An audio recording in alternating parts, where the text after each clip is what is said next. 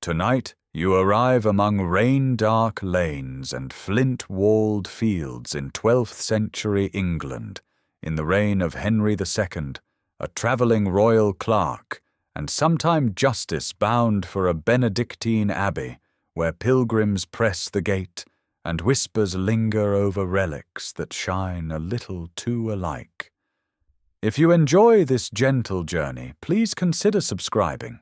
It helps us craft more quiet histories. Now take a deep breath, get comfortable, and let candlelight on vellum, the soft click of tally sticks, and the faint Gregorian murmur in stone cloisters ease you toward rest as you step softly into an age of ledgers, reliquaries, and careful truth. You arrive with the habits of office already moving quietly in your mind, and the reign of King Henry II giving shape to your errand. Under this king, the crown's business has learned to count and to listen.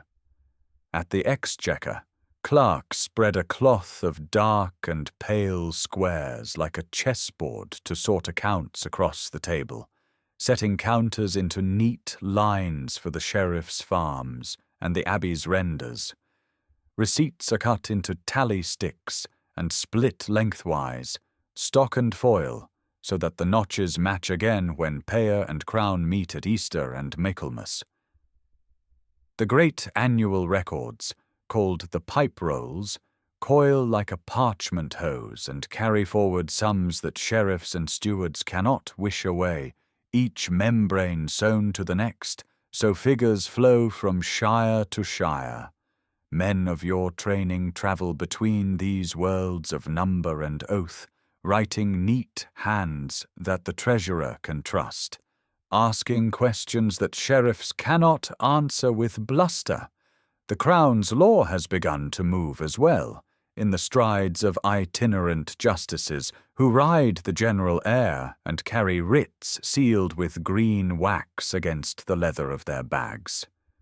You are one of them when the need arises, a clerk who reads aloud the king's voice, then takes down the shire's replies, and you have learned how quietly a hard question can be asked. It is such a question that brings you along the rutted lane to this Benedictine Abbey, with road dust greying your cloak and the king's writ warm under the flap of your satchel. The concern in London is simple enough to state on the checkered table.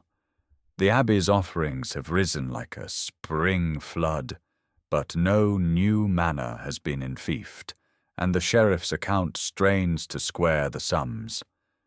Pilgrims have found this place in numbers that surprise the Exchequer clerks who read the pipe roll, and they have paid in pennies and pounds, in wax and wool, in promises written on scraps that should, in due time, become coin. You come under the safe pretext of auditing donations and the customary rents that the Abbey's manors return by long habit to the shire farm. And you carry, besides, the temper and patience that learned to sit hours at a time over tallies. You are not here to unmake a shrine or trouble souls. You are here to see how money moves in and out, and whether the new wealth springs from fervour or from something less licit. You think of the cloth and the counters as you crest the low hill, and see stone turn golden in the late light.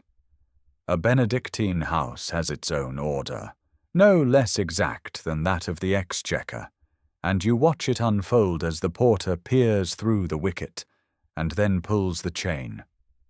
The abbot governs but is often absent, so the prior carries the day's weight.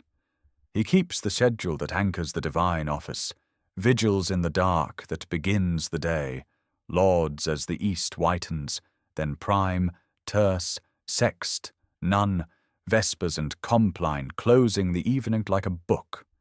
The cellarer minds barns, granaries, and buttery, a steady man who knows how much bread the brothers will need on a wet week. The sacrist keeps lamps and vestments in order and counts the candles with a quick eye. The infirmary gives simples and quiet to the sick. The almoner meets the poor at the gate and turns offerings into loaves. Hospitality belongs to the rule, so the guest hall holds trestles and clean straw, and the kitchen keeps fish and porridge ready for travellers who may be saints or beggars or both. Many great houses now sit on pilgrimage paths, and a steady economy has grown around the faithful, candles purchased for altars, small pewter tokens hung on hats, ampullae filled with water that touched a shrine and worn close to the heart. You step into this order as it breathes around you, the bells marking the hours while the porter bows and calls for the guest master. The first breath you take inside the gate brings the scent of crushed thyme underfoot, and the second tastes of cool stone, the abbey's walls keeping silence like a promise. Your boots tap on the flags as you cross beneath a pointed arch, and you feel, without looking, how the paint has thinned on the carved saints that stand above the doorway, their eyes soft in the weather. The herb garden lies to your left, square beds of rue, sage, and fennel hemmed with wattled hurdles. Beyond them, the infirmary's low windows hold pots of lavender against the flies. Across the garth, the scriptorium's shutters are half open to the mild air. Within, you glimpse cowled heads bent over calfskin, knives smooth in a rough place, while quills make a steady whisper. When the prior comes, he is courteous, his voice measured by years of reading. You offer the greeting of peace and draw out the writ, the king's seal impressed deep, so that even a quick glance can tell this is more than a letter of introduction. He turns it without touching the wax, nods to the guest master, and promises that after sext the cellarer will bring you the accounts you have requested. Bread and small beer steady you in the guest hall, and a trench of river fish follows, sprinkled with parsley from the garden. The guest master makes a careful conversation, and you match it. You remark on the strength of their stonework, the neatness of their fences, the good order of their sheep. He replies with a gentle pride that offends no vow. It is easy, over such talk, to turn to pilgrims and offerings without seeming to pry. He tells you that a hermit's tale of a cure drew the first trickle some years past, and that a relic given by a grateful nobleman made the stream stronger. You watch candles come and go in his account, described by pound and by inch, and you hear how people like to leave their light burning where they have prayed. You nod when he speaks of small tokens sold to those who have long miles still to walk. He mentions ampullae filled at their well and blessed at the altar, not unlike those that Canterbury has made known throughout the realm, small pewter flasks that can be tied to a belt. The words carry no excitement, only habit, and yet you notice the ease with which measures and prices come to his tongue.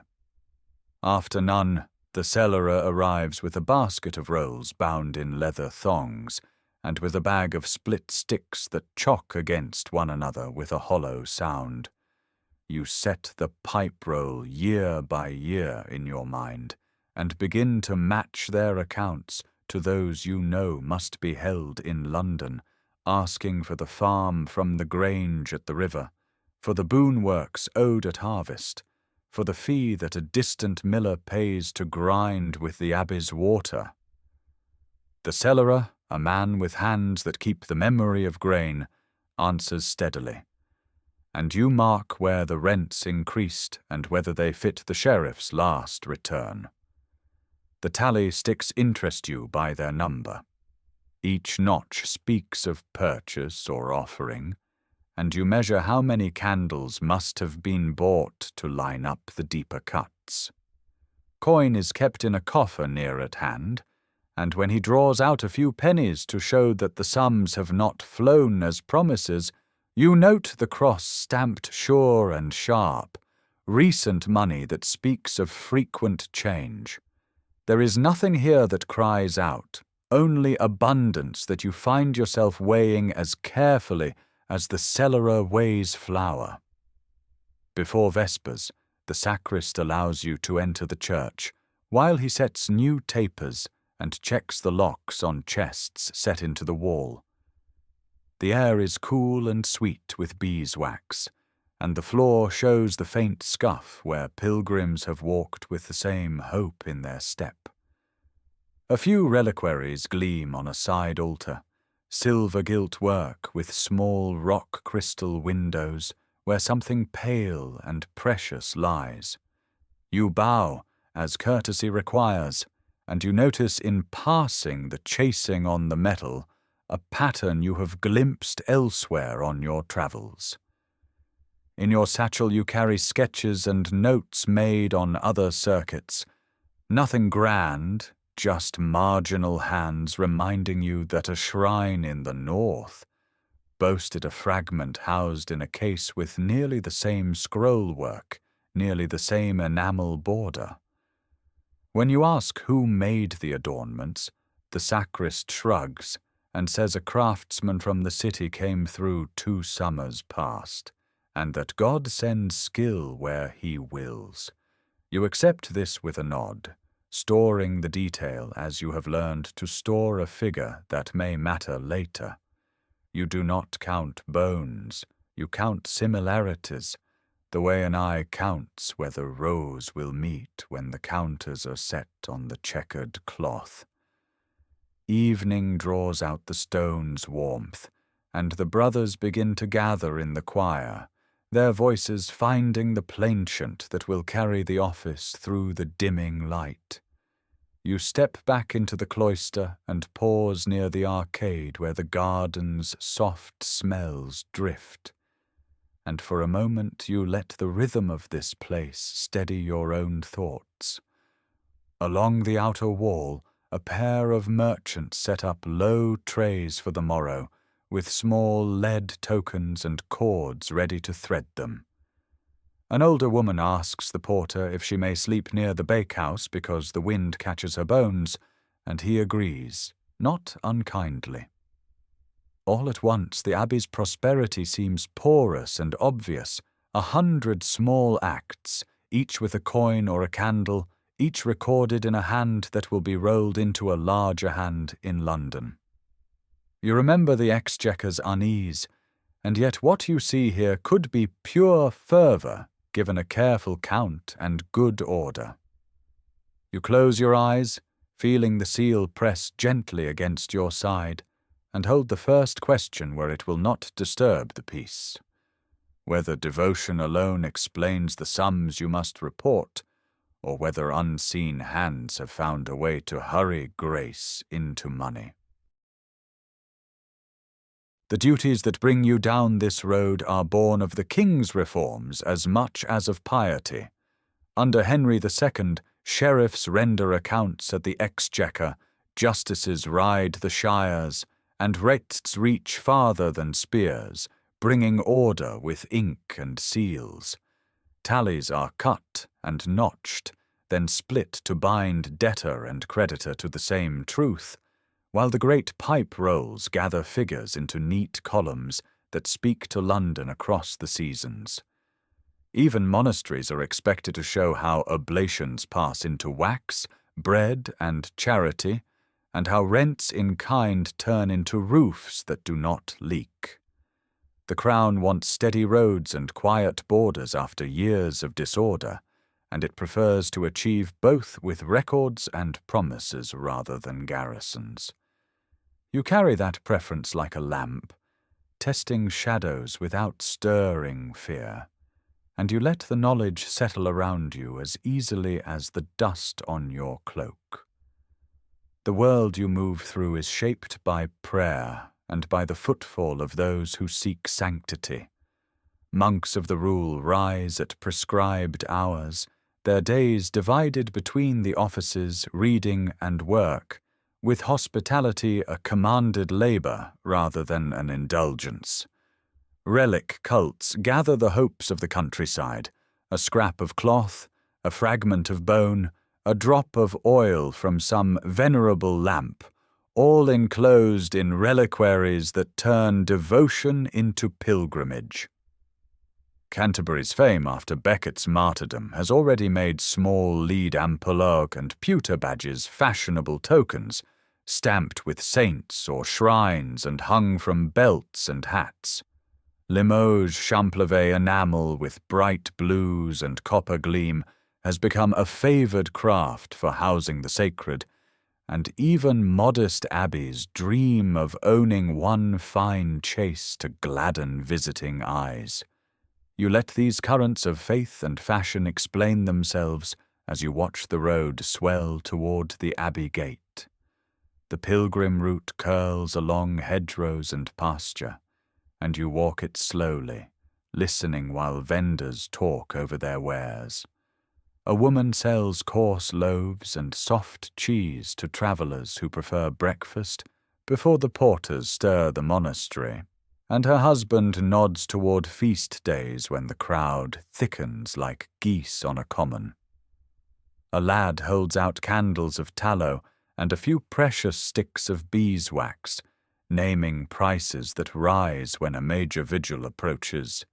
He mentions that the sacrist insists on beeswax near the altar, which pleases the pious, and pays the chandler.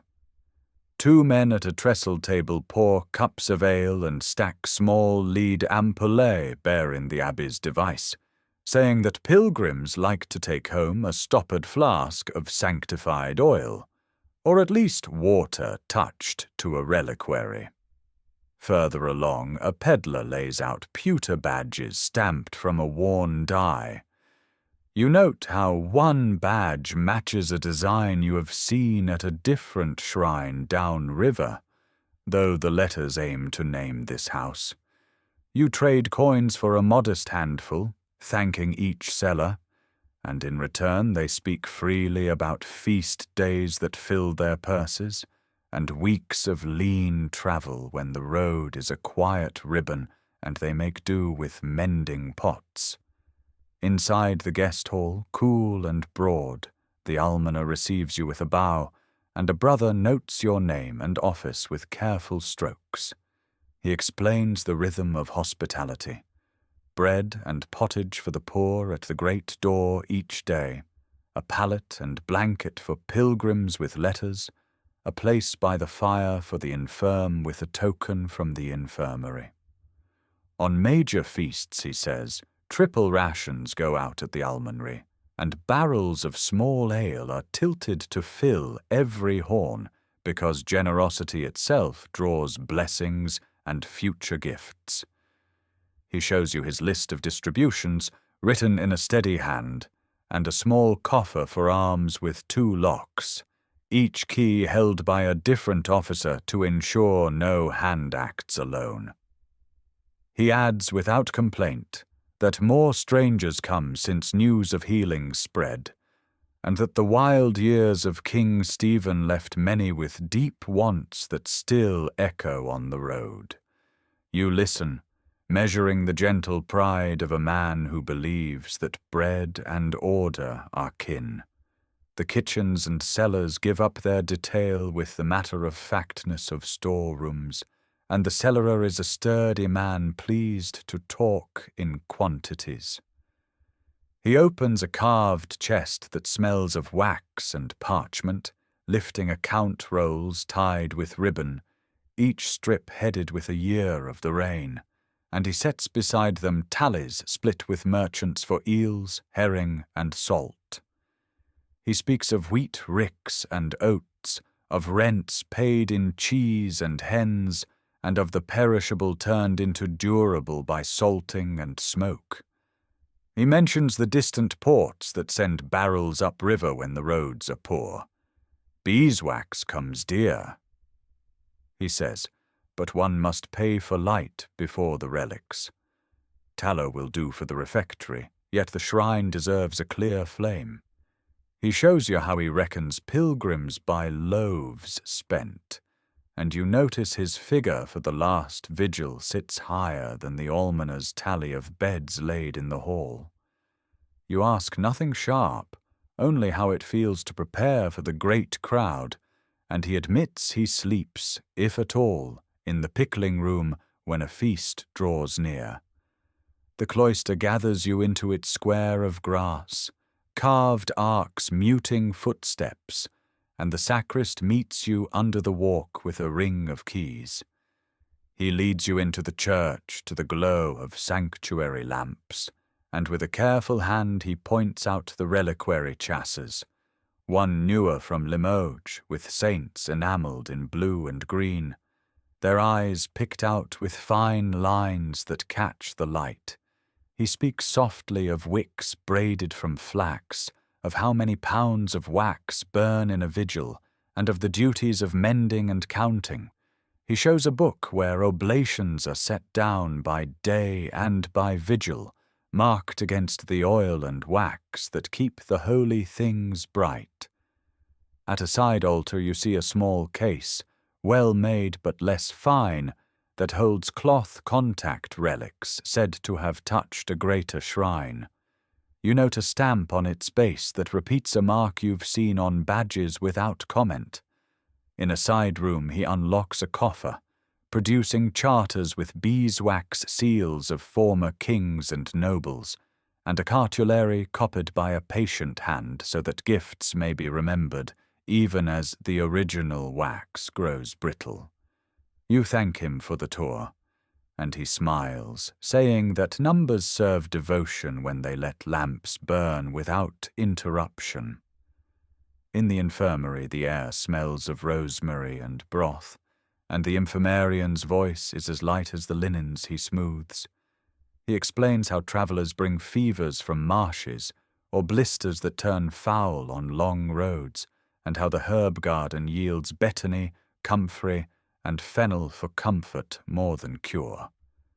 On feast days, he says, they see pilgrims who walk farther than wisdom advises, yet charity obliges them to offer rest, and the heated room keeps frail bones from night chills.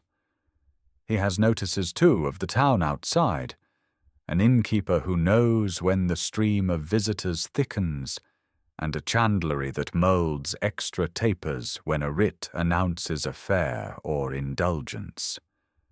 You consider how Henry's peace along the highways, and the justices' assizes that lock down robbery and harbourers, make these quiet labours possible in a way that iron cannot. You leave a small coin in the infirmary dish, observing how the modest gift will be recorded like any other.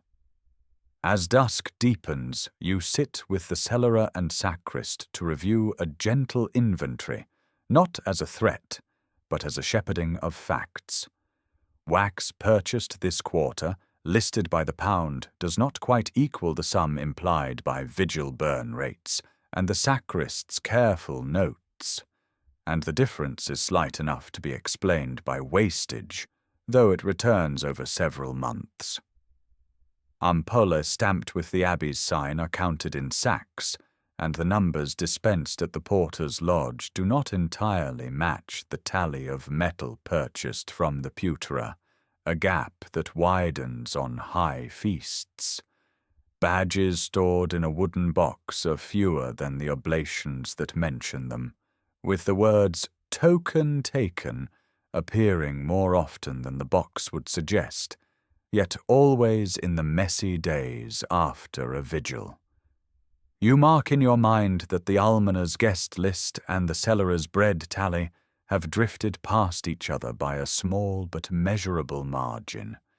You close the chest with them, agreeing that tomorrow's light will make the columns clearer, and you leave the room with the steady calm of a man who keeps count without rousing alarm.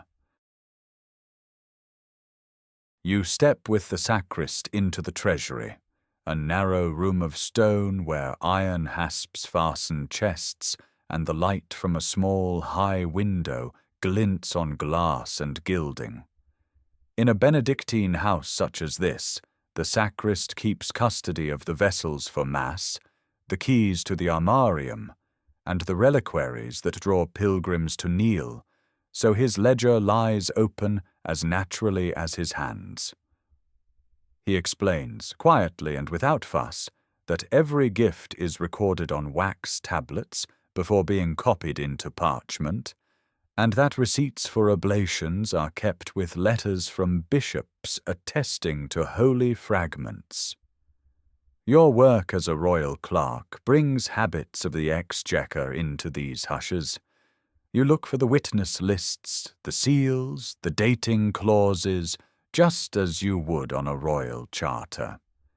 It is the reign of Henry II, when the king's officers are expected to weigh accounts carefully, and the pipe rolls in London teach your eyes to see pattern and outlier alike. Here the ledgers breathe a different kind of truth. Feast days, processions, and the anniversaries of translations when saints' remains were moved, and a shrine's fame increased, all stitched into the fabric of devotion and revenue. You ask the sacrist to name for you each category of relic kept in the abbey, and he obliges almost pedagogically, as if he were reading from a book of customs.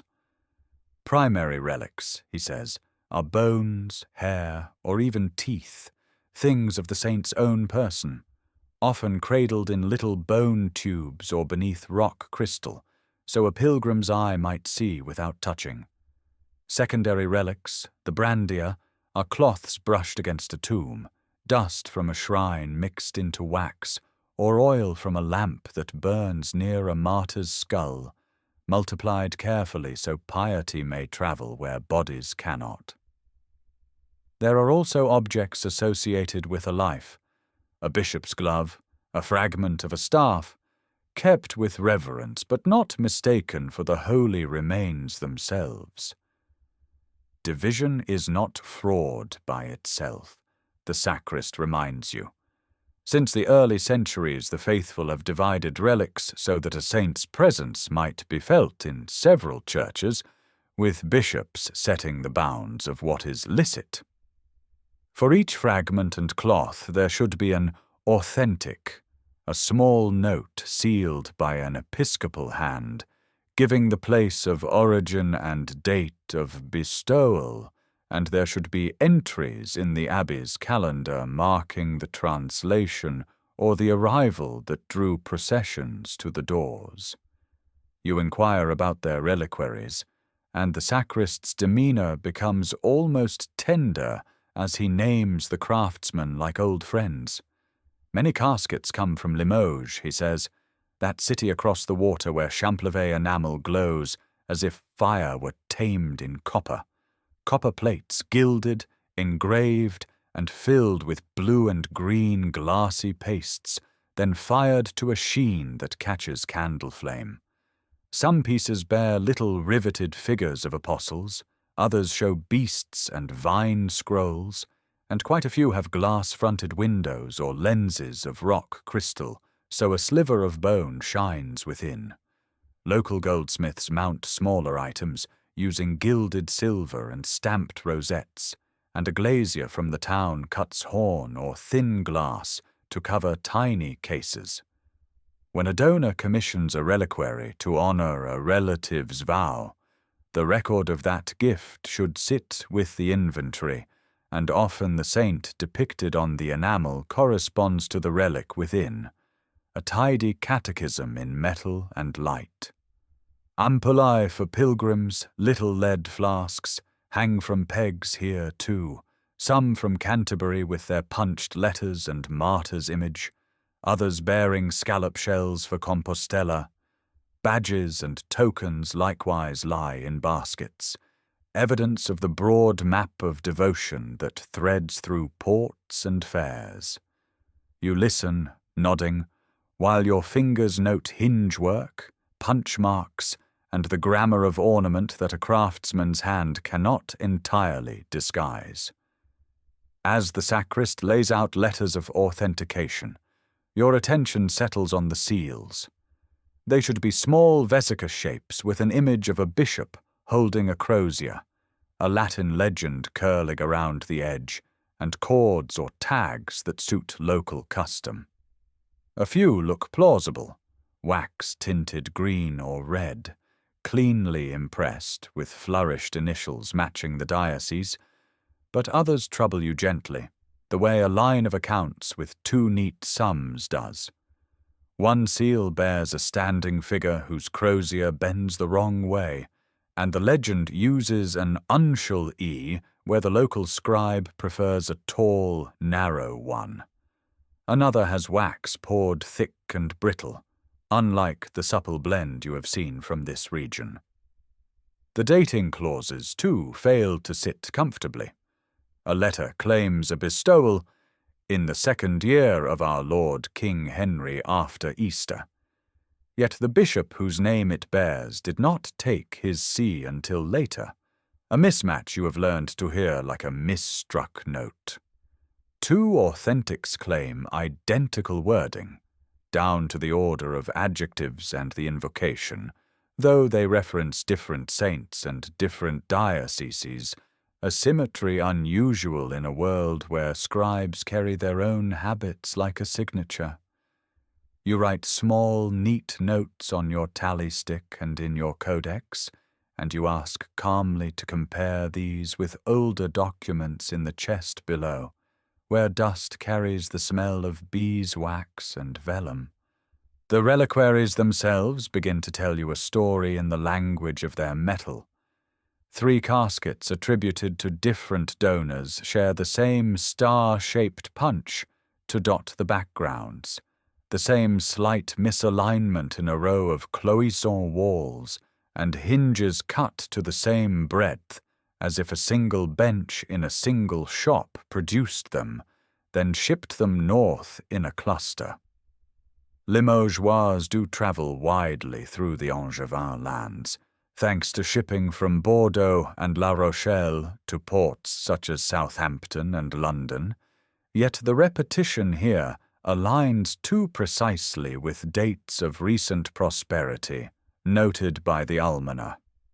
You walk down to the guest hall and speak with 2 merchants who arrive each summer for the fair at St. Giles outside Winchester, and both admit they carry enamel work and lead tokens pressed from dies, changing hands under the eyes of reeves who count stall fees. The badges of this abbey feature a saintly hand raised in blessing and a little border of pellets.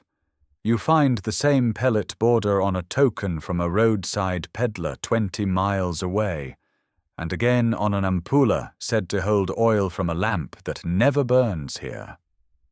When you set these items beside descriptions from a well-known shrine across the sea, the match hums in your mind. The wording of miracle claims, the arrangement of motifs, even the stamped letters A and M with their characteristic crossbars. The sacrist watches you compare and says only that artisans copy each other and pilgrims like familiar images, which is true and not untrue, but does not quiet the arithmetic you are doing behind your eyes. You return to the bones and the brandier with a craftsman's attention, not a zealot's, and the small anomalies accumulate gently. A purported rib from a virgin martyr shows tool marks too regular, the tiny parallel striations of a carver's knife, where time would normally soften and splinter. Its marrow channel is solid, as if carved from dense animal bone, rather than the light, delicate structure of a human rib. A cloth labelled as having touched 3 distant shrines within a season bears stains of scented oil that smells more of rosemary than lampwork, and the parchment note that accompanies it uses the same hand as a charter you saw in the almonry, though it is supposed to come from a different town. You examine an ampulla said to hold water mixed with the blood of a martyr, and its lead is bright and new, the seams sharp, while older Canterbury flasks you know show rounded wear from thousands of hands. The dye's lettering here repeats the small flaw you traced on the badges, a broken serif that betrayed a mould. None of these things would trouble your sleep if taken alone, for relics have always gathered around them imitations and enthusiastic inventions like barnacles on a keel, but together they outline a current. Dividing a bone is licit under watchful eyes, and touching cloths to a shrine is pious, yet multiplication beyond what is physically likely begins to look like arithmetic at a merchant's table rather than the slow generosity of saints. At the church doors, pilgrims kneel and rise, and their faces remind you why anyone cares about any of this. A woman from the river valley leaves a spun wool ribbon and presses her forehead against the stone, whispering for relief from a fever in her youngest child. A mason shows a twisted wrist and asks for strength to lift tools again. A reeve counts his coin with a practiced thumb and then holds it longer, as if weighing his own intent.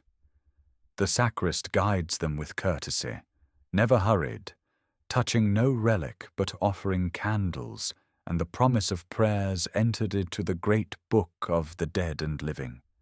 You do not doubt their piety, nor the way a journey itself can soften grief, nor the tangled economy of hope that binds offerings to lights and bread and alms for the poor. Your doubt is reserved for the patterns too regular and the hands too coordinated, for standardized seals that bear another diocese's habits, for enamel work that arrives by batches to answer feast days like a merchant's calendar, for brandia multiplied on a timetable rather than a procession's slow grace. As you close your notebook in the treasury's dim, your certainty settles not like a blow, but like dew. There is a system here, quiet and methodical, and it stretches beyond a few errant trinkets into the steady commerce of images, bones, and belief. You begin the next day with the ledgers, because numbers speak softly yet plainly, and because your office was shaped for such listening in the reigns of Henry and his forebears. In the royal records you have copied and judged, abbeys appear as both spiritual houses and fiscal instruments, custodians of tolls, mills, and bridges whose steady incomes are meant to steady the realm. Under Henry II, the Exchequer's long memory, its rolls and notched tallies, has made your kind of journey common. A clerk who travels, asks measured questions, and reconciles the promises of piety with the arithmetic of coin. Monasteries like this Benedictine house thrive on regularity. The rule read in chapter, the liturgy in careful order, the offices divided among sacrist, cellarer, almoner, and prior. The economy of pilgrimage folds into that order, for shrines attract alms, and alms repair roofs, purchase wax, and pay masons and smiths whose work anchors holy contemplation to stone and wood. As you read the abbey's donation lists, copied in a neat bookhand, you notice the careful timing. Offerings swell in the weeks before major feasts, then ebb as merchants pass on, like a tide that the house has learned to read. You turn from pages to people in the workshops, where lay brothers sit with steady hands and practical minds. The brother who speaks with you today smells of glue and metal filings, and his table is crowded with tiny hinges, cut bone, and enamel fragments that flash blue and green in the light. He tells you, without guile, that the sacrist has a plan for how relics must look when shown.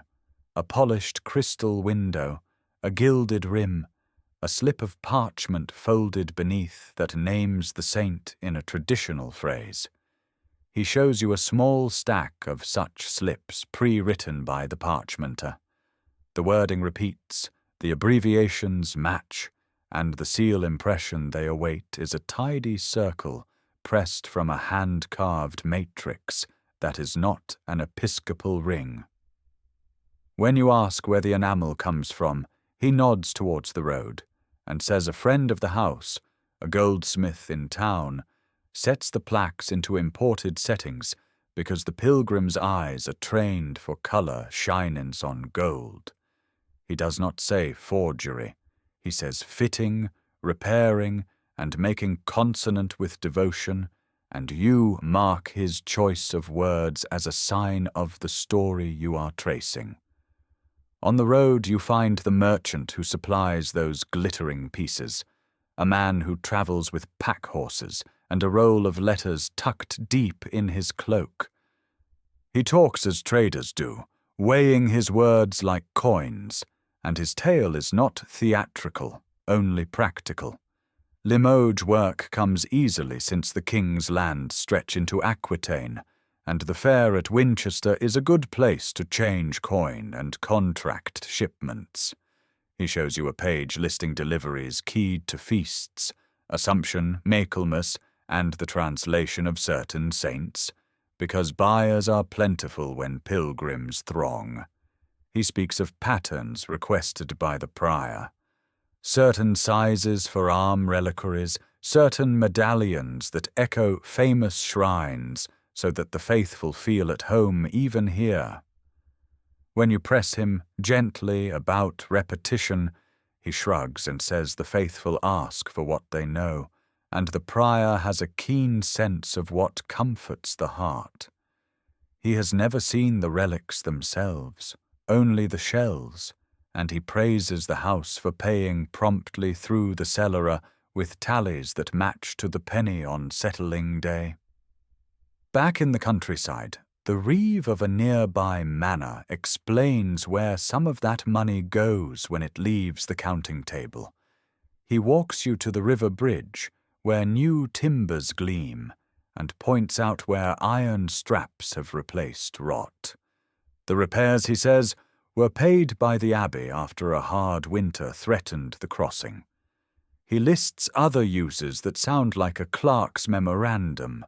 Grain and salt sent monthly to a small garrison at the king's castle downriver, a garrison that had dwindled after the long turmoil of Stephen's time, and now must not be neglected again. He speaks of mounted men who ride the road at dusk, hired by agreement with the sheriff, to keep the way free of brigands so merchants and pilgrims can travel without fear. Each arrangement, the reeve says, is understood by those who matter. The prior raises the funds, the cellarer disperses them, and the sheriff nods because secure routes are the bones of royal peace. He adds with practical gratitude that the toll at the bridge has steadied, crops reach market, and the names of noble patrons are read aloud in chapter, which pleases the donors and smooths many things. As you fit these reports together, you remember the king's policy after civil war. Adulterine castles razed to break private power, the crown's roads and rivers kept safe to knit the realm back together. Henry's government, precise and persistent, depends on more than sheriffs. It leans on monasteries to keep local wheels turning, and it rewards houses that cooperate with favor at court and attentive justice. That is why the boundary between semony, the sale of spiritual goods, and pious fundraising can blur when relics draw alms that are then put to civic use. Authentic relics are meant to bear bishops' seals and letters, yet the slips you have seen are crafted in-house with convincing phrases and a seal that persuades the eye more than it compels the law. Noble patrons seem content with this arrangement, because their gifts purchase more than candles. Their names appear on fair copies sent to influential friends. They secure corrodies for retainers, a lifetime's board and lodging at monastic expense, and they reserve burial near the shrine where prayers will not cease. The harm and the help share a ledger, and you understand why the sums look as they do. The network itself is orderly, and its names are drawn from the chapter book rather than a thieves' roll. The sacrist curates display, reliquaries polished, lights replenished, and stories about the saints told in tones that soothe and persuade, even when the fragments inside come from the common stock ordered by the prior. The cellarer turns devotion into disbursements, issuing tallies to the reeve, purchasing nails and lime, and apportioning grain where the sheriff's riders wait at the gate. He keeps every counter, but he does not question the source. The goldsmith, a friend to the house, takes Limoges plaques and fits them into English frames, adding crystals and filigree so well that even scholars would nod. His skill makes the familiar persuasive. The parchmenter copies a standard authentica in a practiced hand, adjusting the name of the saint and the place, but using formulas that recall episcopal letters. A small seal, discreetly devised, hints at authority without quite claiming it. Over all of this walks the prior, a man who speaks to merchants, soothes nobles, blesses horses, and attends chapter, and he alone has the standing to join these threads without being questioned. You have not caught him in a lie. You have watched him guide a system whose ends are proclaimed as the king's peace and God's honor, and whose means are quieter than the rule would prefer. At table in the guest hall, the talk turns to patrons, and you note the small worldly benefits that move through sacred channels. A baron's widow has been promised burial near the shrine if she funds a lamp that will burn through winter, and you know from the Exchequer rolls how such benefactions echo at court when her heir petitions for relief. A younger son of a great house, lacking land, receives a corrodi here, a bed, a daily loaf, a portion of ale, which the prior honors as a pious duty while easing a patron's burden. Donation lists written by the precentor cross desks in town, where clerks who draft royal writs glance at names and remember who has been generous when judgments are made. The abbey does not say this aloud, but you have moved enough paper to hear the rustle behind the chant, and you recognize how favor travels, folded inside piety like a letter in a reliquary. None of this proves malice, but together it marks a policy, carefully pursued under the prior's hand, turning belief and reputation into bridges, watchmen, and political credit. The more you listen, the more the 12th century's machinery hums in your thoughts. The king's justice riding circuit, the sheriff's accounts audited at the board marked with nails, the abbey's choir keeping time while its granaries feed men who keep the road. You recall how Henry ordered many unlawful castles torn down to prevent private wars, yet kept royal strongholds provisioned and routes guarded so that trade and pilgrimage could bind distant shires. In such a world, a prior who shapes the stream of alms toward a bridge and a garrison can claim he serves both altar and crown, even as he trims truth to fit the reliquary window.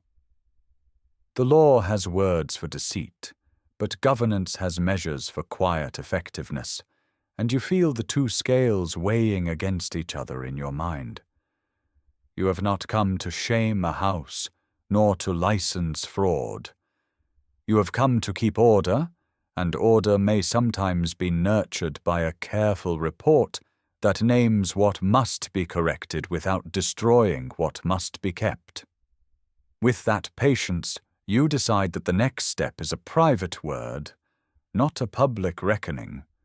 A great feast approaches, Michaelmas, when rents are reckoned and the archangel's name draws travellers from the road, and the relic chamber will be opened with candles bright, and the nave breathing quietly with expectation. Pilgrims will gather hoping for a touch of healing and a taste of closeness to holiness, and merchants will smile, calculating the morrow's sales. The abbey will shine at its most careful and convincing. You choose that night not to embarrass, but because the prior will be in the chamber he governs, with the reliquaries that are the heart of his economy and his devotion. You will ask to step inside after the first rush has passed, when the chant will cover low words and the sacrist will be busy replenishing lights. You will bring no accusation beyond what the prior already knows you know, that the network is his, that its purposes are mixed, and that the crown prefers truth spoken quietly to disorder shouted in anger. With this settled in your mind, you prepare to seek him as the feast begins and the long line of pilgrims thickens at the door. The feast night gathers itself like a slow tide, and you move through its currents with the calm of long habit. Beeswax hangs in the air, sweet and clean, while the choir answers the cantor at vespers with the gentle rise and fall taught by Benedictine rule. You watch the sacrist circle the nave with his ring of iron keys, testing locks, checking the reliquaries laid out for the customary display on a great day. Crystal cylinders, gilt arms, a fragment of linen set under glass, and guarded more by reputation than by clasp. Here the life of a monastery shows itself in ordered tasks, the sacrist for lights and ornaments, the cellarer for bread and ale, the almoner for charity, each duty defined, each expense meant to be recorded. You note candles burning in 3s and 5s on the high altar and along the side chapels, and you think of the cost in wax and the reckoning to follow. In the 12th century, great churches keep accounts as carefully as lords count sheep, and kings read those numbers line by measured line. Across the nave, pilgrims begin to form a line before the screen, clutching coins and ribbons and small petitions, and you take your place as if you are interested only in the flow of oblations and the murmur of psalms. Against that gentle backdrop, the figures of this investigation settle into their places as if drawn there by ritual. You have seen a relic here whose claimed bone matches the dimensions and carving of one attributed elsewhere, and you have handled a supposed letter of authentication warmed with a seal whose legend stumbles over a bishop's title. You have measured, too, the sudden increase of candles purchased by the sacrist against the recent flood of gifts laid at the shrine, and the numbers do not hold one another in proper balance. This is not the grisly business of cutting bones from saints, but the quieter, cleverer act of duplicating containers, labels, and stories, and letting them multiply wealth. The Exchequer, which hears sheriffs at Michaelmas and enters their farms on the long pipe roll, does not name saints, yet it knows a pattern when rents and offerings swell without clear cause. Pilgrims, for their part, are pious and practical at once. They tie scraps of cloth to the grill, kiss the glass, and calculate whether a candle's smoke might bend fortune in their favor. You stand with your tablets, notching small notes in a clerk's hand as the line inches forward, promising yourself the quiet of the chamber where talk can be simple and slow. When the procession for the feast has passed, and the nave softens into the low hum of Complin's approach, the sacrist yields you the keys to the relic room with a nod born of necessity. The chamber is small and cool, its stone ledges supporting boxes wrapped in silk cords, its shelves lined with pegs for stoles and lengths of linen marked with careful hands. The prior comes without retinue, his sleeves plain for a man expected to oversee both choir and granary, and he greets you with the weary courtesy of one who has been answering questions all week. You begin as you must, with quiet facts rather than accusation, the duplication of containers matching those at distant shrines, the seals whose images are cut more crudely than the diocesan matrix, the sudden rise in oblations unmatched by the tally for wax. You remark that the barons of the Exchequer have asked already, in courteous letters, how this frontier abbey achieves such prosperity when nearby manors declare a poor harvest. You explain that forged seals are not a dispute of ink, but a matter that can bring royal officers, and that you wish to keep the matter within these stone walls. He listens with his hands folded, eyes steady, as if attending a psalm. The prior's reply is measured, grounded in fields and ford, not in flights of devotion, and it arrives without heat. He tells you of the bridge 2 miles downstream whose timbers rot in flood years, unless men are paid to keep its piles shored, and he names the hamlet that cannot bring grain to market if the road sinks to clay. He speaks of the ford where, in the last winter storm, strangers stripped wagons while the reeve hid in his hall, and of the small garrison now kept by gifts from the shrine when a sheriff's levy could not be raised in time. He reminds you, gently, that the king's peace is a lived thing of passable tracts and watchmen's wages, and that nobles who style themselves patrons have sent letters but not coin. He calls the replacing of a missing reliquary a sin of the tongue more than the heart, justified by the need to hold this place in order under God and the king alike. He adds that pilgrims return with stories of answered prayers, which, in these lands, bring calm as surely as a dozen spearmen. His voice does not ask your pardon, but it invites your understanding.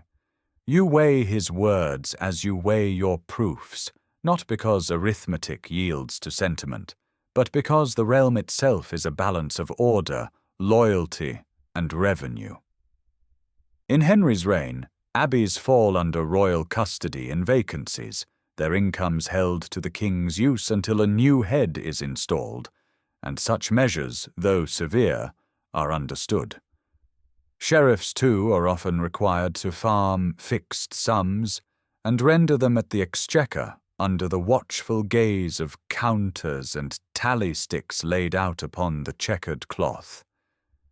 You say that you could write a report naming men and methods, and send officers to seal chests and summon witnesses, and that plainly it would shame this church and stir the countryside. Then you say what you prefer, that offerings to this shrine be placed under royal oversight as to their accounting, without scandal, either by holding them in custody during any vacancy or by requiring the sheriff to account a fixed farm drawn from the shrine's income. The abbey would keep its office, its lights, and its alms, while the king would have a steady sum and a quiet shire. You promise, in return, to leave out names that do not need to be recorded, and to phrase your observations as concerns of balance rather than of crime. By candle's end, you sit at a trestle in the prior's chamber, and draft the report in measured, even words suitable for London's desks. You address it to those who must read such things, the treasurer and the barons who sit at the Exchequer, and you write that in such and such shire, offerings at a certain abbey have increased beyond the pace of customary expenses, as shown by the wax accounted for and the oblations received.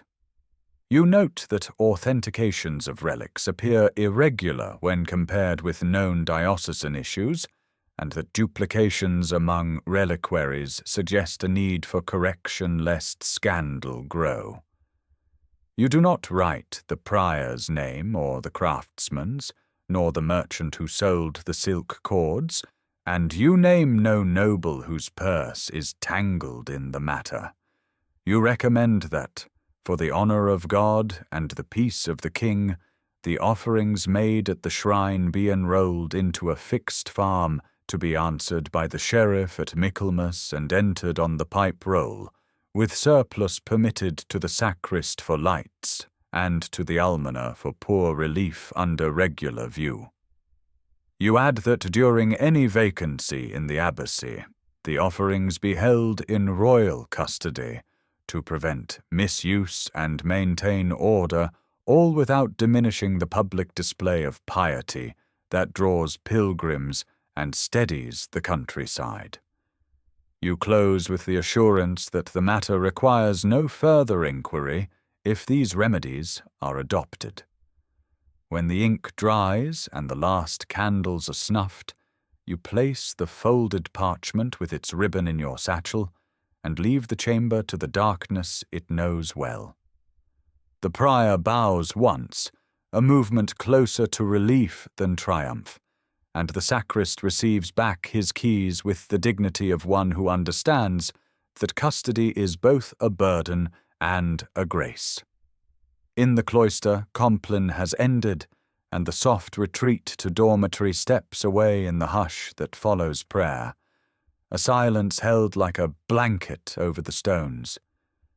You sleep without dreams, as clerks on the road learn to do, trusting that words, once set in order, will do their quiet work. At dawn, you cross the yard, while Lauds threads its way through the chapel, the antiphons carrying like a low river under eaves glazed with dew. The road beyond the gate is pale and empty, save for wheel ruts leading east toward the royal way. Your horse takes the lane at a patient walk, and you settle in the saddle with your satchel light against your side, and the country waking in slow breaths. Behind you the office continues, marking time as faithfully as a tally in the king's book, and ahead the milestones keep their count as surely as a clerk keeps his ink. You do not carry a badge or a blade, only names and numbers, scenes and voices arranged like entries on a roll.